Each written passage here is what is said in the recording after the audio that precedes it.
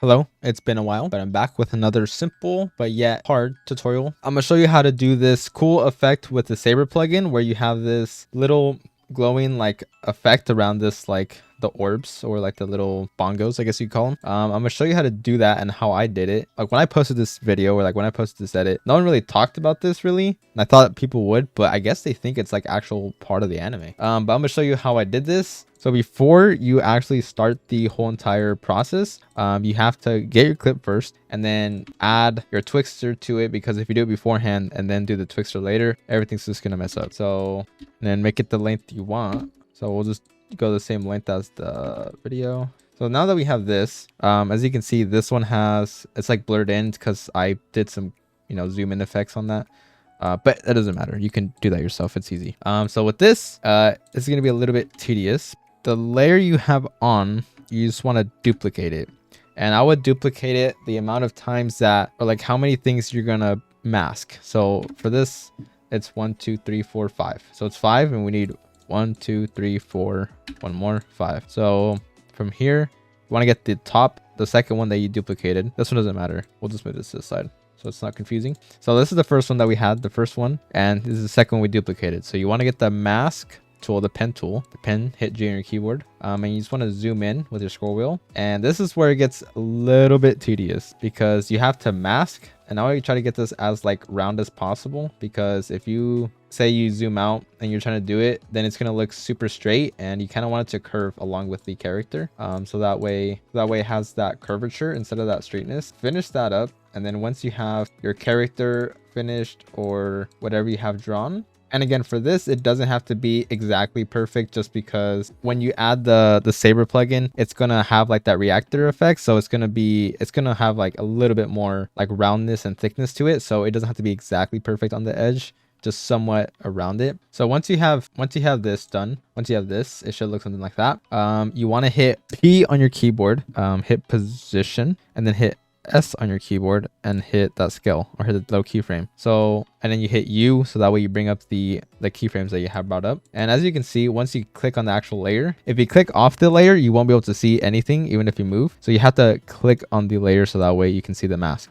So for this, this is where it gets time consuming. The masking part is the easy part, but this is when it gets time consuming. So I think to do all 5, it took me like an hour or like maybe 30 minutes, but it was well worth it because the video now has over 60,000 likes and over 500,000 views. So again, so with this, you can kind of just move it right around here and then move a frame, move it, and you could scale it up. So right here, you don't have to scale it up a lot. You could just go up like 1%, like 101%. And again, it doesn't have to be exactly perfect because the Saber plugin it has a little bit of thickness to it, so it doesn't have to be exactly perfect. So right here, scale it up to 105, and then just keep repeating that with whatever frame or thing you've chosen. And if you need to, you can also rotate it by hitting R on your keyboard. If it's off position, you could just hit R and then just rotate it left or right a bit. If it's a little off-centered, then that fixes it. So now that we've done that whole masking and positioning, this is what you want to do next. So you want to come over to your effects, get the Saber plugin, drag and drop it into the layer where you just masked. But yeah, so turn off all the other layers because the way After Effects works is from top to bottom. So that's why you didn't probably see it the first time. If you're like me, it blocked it. So from here, once you have this selected, customize core, Saber layer mask, and there you go. So now you have that there. And to get that lightning effect, you want to go to arc reactor. There we go. And then change the color. You just click on that and you can see it changes to different colors. So then you would just keep doing that along with all the other ones. And you want to change the layer to add as well. Change it to add because if you don't, it'll look like that. And then you can't see nothing. So you change this to add. Add or screen, I would say. Add just makes it brighter, and screen dims it quite a bit. So just go with whatever you like. I like to add, so I'm just keep it add. But yeah, so that's how I made this cool little effect right here.